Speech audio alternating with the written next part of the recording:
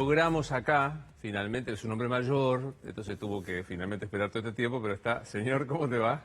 ¿Qué hace Luis? Para mí también es muy lindo estar acá. De verdad. Ah, pará, lo digo siempre, creo que yo soy más grande que vos, no sé, Me parece que yo tengo 57. yo 56. Bueno, estamos Estamos ahí, ahí. estamos ahí. Te leo muy atentamente, te escucho cuando puedo en la radio, y en Infogobierno a veces escribiste una columna que decía que era intolerable, que era inadmisible que en este momento hubiera la interna que había dentro del gobierno. ¿Cómo termina este año, Alberto Fernández? No, a ver, yo lo que escribí la última vez es que es una sociedad muy golpeada esto. Y cuando yo veo la manera en que Cristina lo increpa a Alberto Fernández por el gabinete el viernes pasado, lo que veo es una enormidad, porque me parece que es muy irrespetuoso.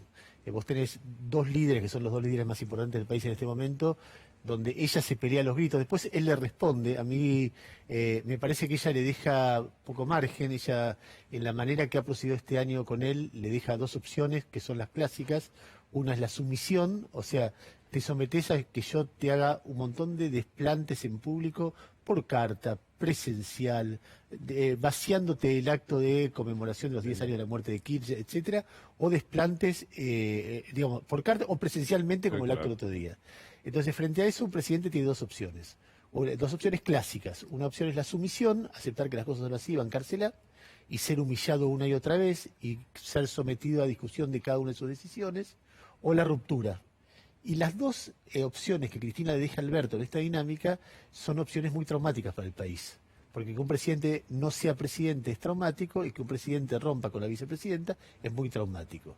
Y en ese contexto, el desafío que le plantea a Alberto Fernández es encontrar una tercera vía que es muy finita, porque se mueve un poco para acá y es un sometido, se mueve un poco para allá e impulsa la escalada de provocaciones. Y entonces lo que yo vi el viernes pasado, agregado a la denuncia de que un funcionario no había aplaudido a Cristina, que me pareció también una cosa espantosa. Pobre Biondi. Sí, de Alemania Oriental. Sí, sí, sí, no aplaudió a no sé quién.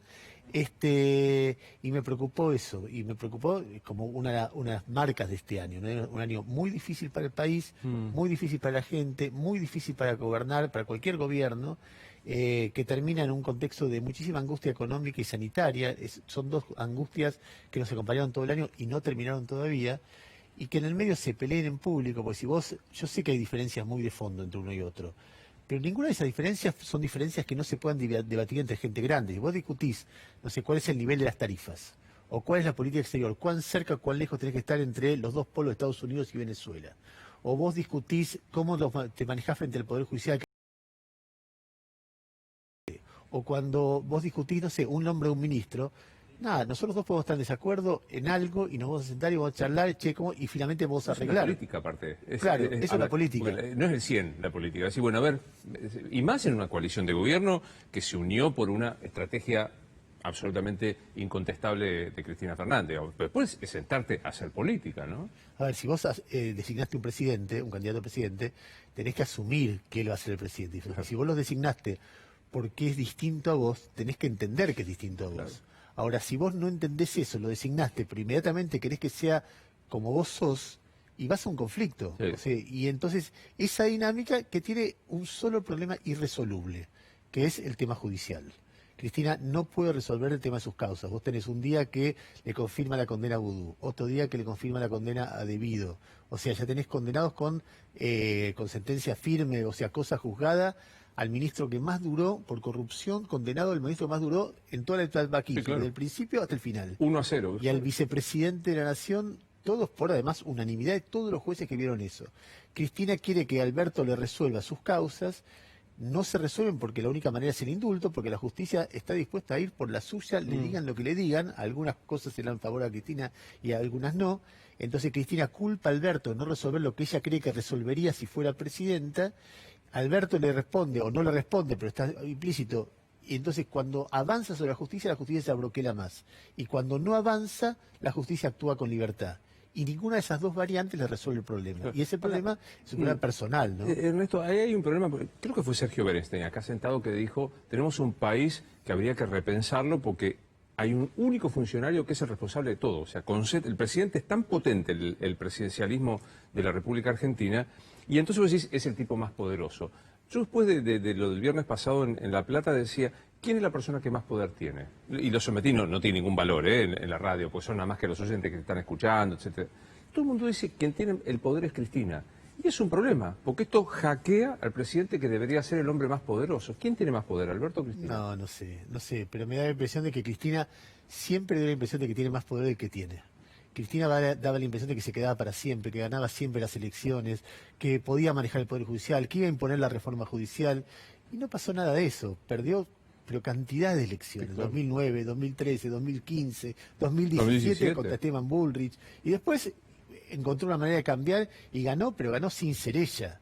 Entonces, qué sé yo, habrá momentos en los que Alberto tendrá un poco más de... Hay pequeñas cosas que pasan todo el tiempo, que uno todo el tiempo ve, nosotros porque vimos la cosa fina, lo que pasó con la industria, la ley de la industria del conocimiento, donde Alberto manda al Congreso una ley que era consecuente con la que mandó el kirchnerismo y después el macrismo, Sí. etcétera, para beneficiar a las empresas. Cristina la frena en el Senado y plantea un esquema donde no las beneficia tanto, sobre todo a las grandes. Y en medio de la disputa sale una reglamentación que le quita las retenciones a todas las empresas, incluso las grandes, y vos te das cuenta que él ejerce poder también. Cuando mandan al Congreso la ley de legalización del aborto y la vocera es Vilma Ibarra, a quien Cristina no quiere, es evidente que le está jugando. Y cuando se aprueba el diputado, donde Vilma Ibarra no es diputada, esa mañana Vilma Ibarra se para frente a un micrófono y empieza a hablar como la autora de la ley. Cristina ve eso y sabe lo que significa el señal de poder, y Alberto también sabe lo que significa. Lo que uno sí puede ver es que en este año se deterioró mucho la relación. Él decía, somos amigos, nunca nos vamos a separar. Cada vez lo dice menos. Pero viste que entonces dijo algo rarísimo, ¿no? Ni siquiera si Cristina quiere dejar de ser amiga mía, yo voy a dejar de ser amigo. Es ridículo, eso Sí, es casi una claro. cosa de un niño. Eso, Sí, no son amigos. Digamos la verdad, No son amigos, No, no. no son amigos. Son aliados por momentos. Ella es muy intempestiva, ella vive con mucha frustración las cosas que él no le resuelve. Y la respuesta de él del otro día, cuando dijo, mis ministros tienen todos coraje, les agradezco, mientras gente aplaudía, cuando él levantaba la voz, había gente que aplaudía, una respuesta de Alberto a Cristina, Sí. tiene efectos que uno hoy no puede medir. Si uno seguía por lo que vivió como periodista siempre, Menem Duhalde, Menem Cavallo, Duhalde Kirchner, Chacho de la Rúa, etcétera, uno ve que los conflictos que se ven son la punta del iceberg. Debajo pasa mucho más, qué sé yo, hoy Marcela Lozardo, la ministra de Justicia, quejándose fuertemente por una denuncia contra ella que se hace desde el Grupo Indalo. O sea, me están acusando desde el cristinismo de que soy corrupta y yo no soy corrupta, empiezan los carpetazos. Ahora, en esas dinámicas hay momentos de ruptura y momentos de acercamiento, siempre. Habitualmente también era como ruptura. Igual yo siempre me acuerdo de la frase de Perón, todos creen cuando somos como los gatos, Nos reproducimos. cuando gritamos parece que nos estamos peleando, pero en realidad nos estamos reproduciendo.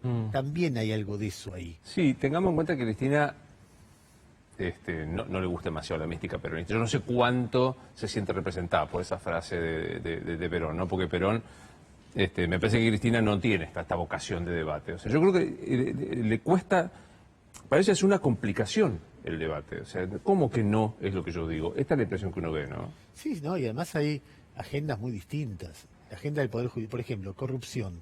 Cristina cree que todo es lawfare. El albertismo cree hay una parte que es persecución y hay una parte que hubo corrupción. No lo dicen así, pero es lo que creen. Sí, claro. Cristina cree que el Poder Judicial es una rémora de la Revolución Francesa, de la época en que no había electricidad. El albertismo no cree eso, cree que el Poder Judicial, bueno, habrá que negociar, habrá que reformar un poco, habrá que presionar, habrá que retroceder, pero es parte del juego. Y así, Cristina, el albertismo cree que hay que negociar con Estados Unidos por el fondo y porque además está más cerca de las democracias occidentales.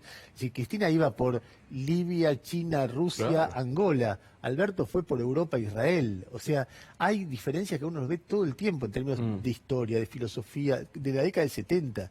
Cristina reivindica a la juventud maravillosa de los 70. Alberto alguna vez lo ves conceder en eso, pero cada vez que habla seriamente dice eso fue una Total. tragedia. Entonces vos ves tantas diferencias ahí, pero en el medio ves, la idea de que por ahora tienen que estar juntos en un país que es muy indómito siempre y que hoy es más indómito que nunca, porque las preguntas que hay sobre el futuro son mucho más angustiantes que esta pelea de Palacio que hay entre ellos dos, ¿no? Por supuesto que se potencian con la pelea de Palacio. Total. Cuéntame un poco, ¿cómo ves el laburo nuestro ahí, no? Ustedes con María O'Donnell, tienen directamente, le pusieron nombre y apellido, que es Corea del Centro, Sí. como para ya hinchados con esta historia, viste que ubican ahí a un sector. A, ¿sentís que sigue siendo negocio la grieta? B, ¿qué te pasa con el laburo nuestro? No, yo estoy muy convencido de lo que hago. A ver, no quiere decir que tenga razón, por ahí estoy convencido de algo que es equivocado, pero yo creo que hay un sector de nuestro gremio que cuando estaba Cristina era muy combativo y cuando llegó Macri se volvió muy comprensivo. Y otro sector del gobierno de nuestro gremio que es al revés, que cuando estaba Cristina y ahora ha sido muy comprensivo y en la época de Macri se volvió el Che Guevara. Me parece que ni una cosa ni la otra, que nosotros tenemos que tener una mirada crítica de todos los procesos, una mirada crítica que además sea cautelosa, que sea precisa, que intente serlo por lo menos, que entienda que nosotros hablamos sobre el trabajo de otros y es mucho más fácil hablar que hacer el trabajo que ellos hacen. Es decir, para Macri, para Cristina o para Alberto Fernández, su trabajo, el trabajo que se propusieron hacer, hay que estar loco para proponerse ordenar la Argentina, que finalmente es lo que... y nosotros los criticamos, pero el tono que en algún momento yo usaba, el tono como gesticulador, exagerado, que juzga a los demás con una vara muy estricta, y yo lo he perdido un poco, porque de tanto mirar me doy cuenta que es muy difícil el trabajo de ellos. Entonces hay un delicado equilibrio ahí de decir, bueno, yo critico, pero con el cuidado de saber que yo no estoy ahí, y que estar ahí es muy difícil. Y que también con el deseo de que por una vez les vaya bien. Entonces, si uno lo que hace es todo el tiempo echar leña al fuego o ser obsecuente, y no colabora mucho para eso. Entonces, y entiendo que otros piensan otra cosa. El mundo se ha dividido en una grieta. Y en Brasil pasa eso, en Estados Unidos pasa eso, en muchos lugares del mundo pasa eso. ¿Y cómo te bancás? ¿Cómo te la llevas? Casi pregunto como psicólogo, como vos que sos psicólogo. ¿Cómo te llevas con la puteada? Porque digo, es interesante. Cada vez mejor. ¿No viste que trabajar de esta manera, decir esto sí, esto no, te garantiza una puteada por derecha y por izquierda segura? ¿Cómo te llevas con eso? No, bien, bien. En un momento me llevaba muy mal, que fue cuando empezaron las redes, que coincidió justo con 678. Y para mí era kafkiano, no entendía que desde un canal de televisión, que hubiera marchas con mi cara como enemigo del pueblo, etcétera. Después cuando fue acercándose Macri al poder, y fue del macrismo que surgió el nombre Corea del Centro. Corea del Centro era aquellos que habíamos sido críticos del kirchnerismo y empezamos a ser críticos del macrismo. Claro. Y en un momento te empezás a reír. En el momento que vos estás convencido de lo que haces, y dices, bueno, ¿no te gusta lo que hago?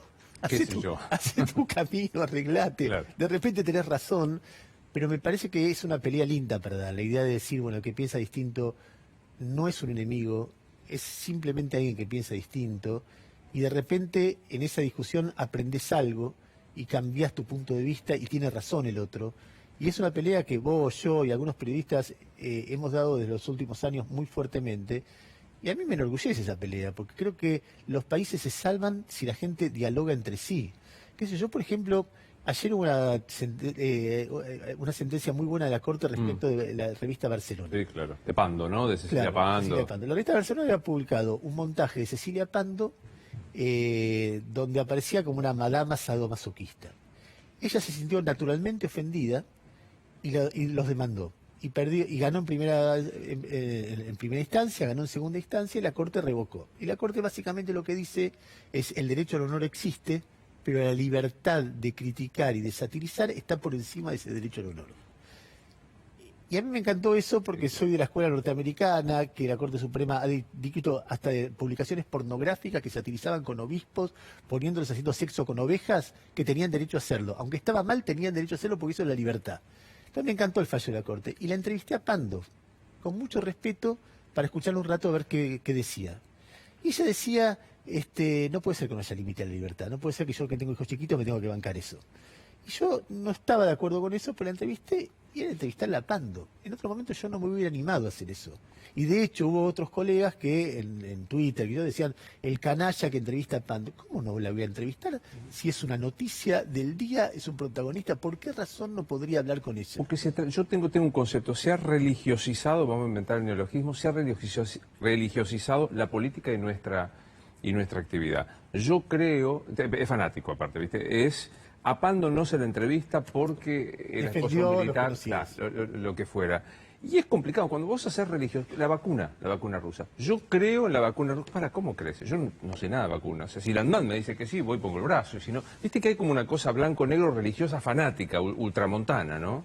Sí, bueno, hay que salirse de ahí. Te digo, la vacuna rusa es un tema gigantesco porque uno puede hacerse preguntas. Claro. Hacerse preguntas no quiere decir no sirve. Uno puede decir, pero es que la Argentina es el primer país del mundo que la va a aplicar después de Rusia. O sea, o somos los más vivos o los demás son más serios. No hay una tercera opción. Se publicaron los datos, es otra pregunta. No se publicó esos famosos datos de que vos tenés 20.000 casos, de los cuales 10.000 placebo, 10.000 vacuna. Bueno, ¿cuántos? En uno hubo 178 enfermos, otro 3. Eso demuestra que, pero se murieron 8 de esos 20.000, pero 5 en un accidente de tránsito y 3 por placebo, no sé.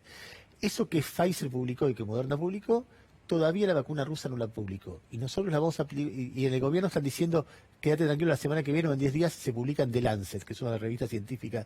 Y vos decís, bueno, ¿por qué no esperamos 10 días? Que ya hay una autoridad independiente que dejó pasar eso y la comunidad científica lo discuta.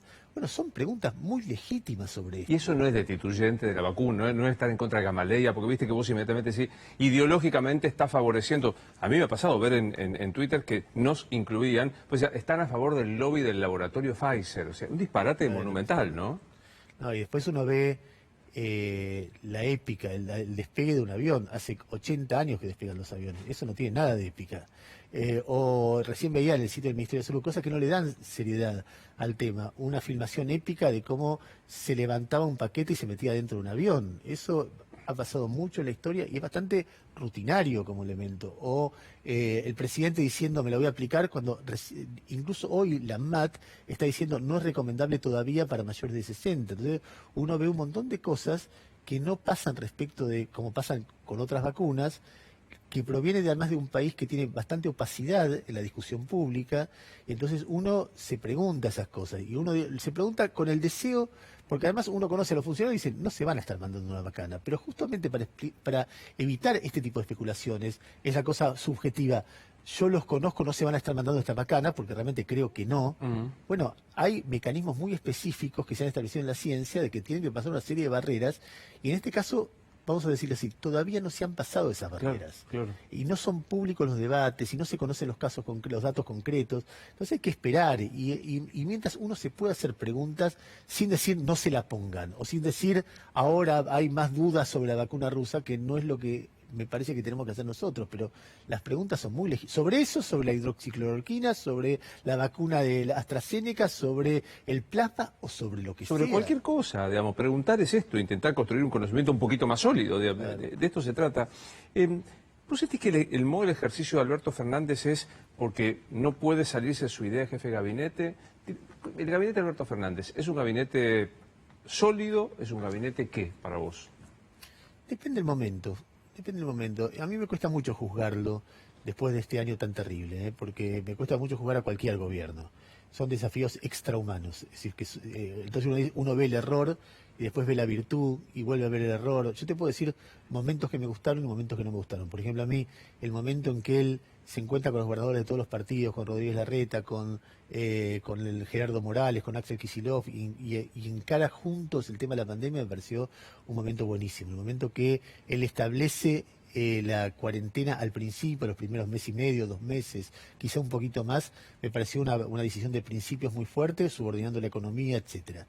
El momento en que él rompe con Rodríguez Larreta, justo en el momento de la crisis policial, y hace un golpe que para mí me pareció muy artero, muy fuera de código, no me gustó nada.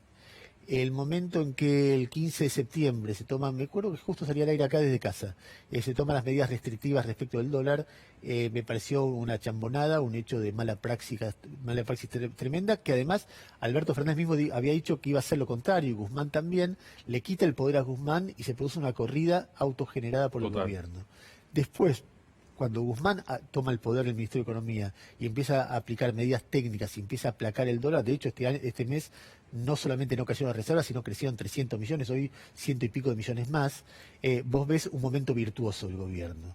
Y te podría decir un montón de casos más, pero me parece que la gran pelea se juega en principio por lograr la estabilidad cambiaria, Eso me parece un tema central, que esa estabilidad cambiaria logre que la Argentina rebote un poquito de donde cayó este año el año que viene y empiece a haber un poquito de tranquilidad para la gente. La gente sabe que está mal, pero me parece que puede entender por qué está mal, que la pandemia jugó un rol muy importante.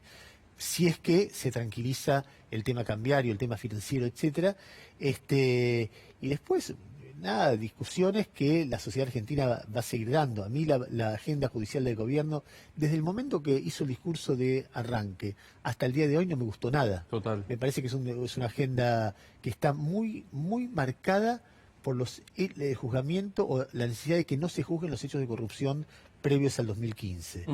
Los otros días tuve una reunión de cincuentones y uno de nuestros amigos dijo algo que me dejó pensando. Me dice, nuestra generación, y creo que incluye a los cuarentones, a los sesentones, es un conjunto de argentinos que ha vivido de decepción en decepción.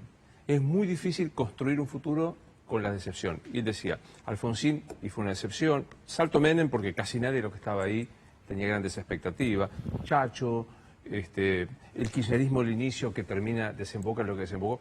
¿Te parece que hemos vivido una sucesión de decepciones? Tengo sentimientos encontrados. Creo que en algunos sentidos sí, en otros no. No sé, yo me acuerdo cuando volvió la democracia y teníamos miedo de que no perdurara. Y no solamente perduró, sino que es el único país que juzgó a los genocidas de la dictadura. Fue avanzando. Cuando la democracia llegó, una pareja que dejaba de amarse no se podía separar. Ahora una pareja del mismo sexo se puede casar. Se está discutiendo libertad del aborto. Hemos pasado crisis económicas muy duras y no volvió la dictadura, y la última crisis que pasamos, que es este año, se pasó en un marco de acuerdo social, o por lo menos de tranquilidad social. No hubo rebeliones, no hubo saqueos, no hubo golpes militares, no hubo caídas de gobierno, no hubo... Entonces uno ve en algún aspecto, en el aspecto de las libertades, la Argentina hay alternancia, no hay líderes políticos que tienen que irse del país o que terminan presos, como en Perú, como en Brasil o como en Venezuela, sobre todo en Venezuela.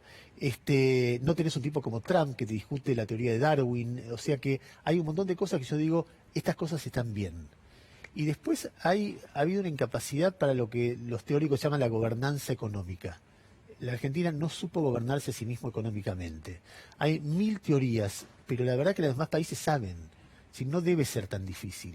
Y me parece que si algo de expectativa yo tengo es que se haya aprendido los errores. Cuando Cristina habló el otro día, cuando vos la escuchás a Cristina o hablás con Macri, vos te das cuenta que hay dos personajes que son muy potentes en la Argentina que no han leído sus propios errores.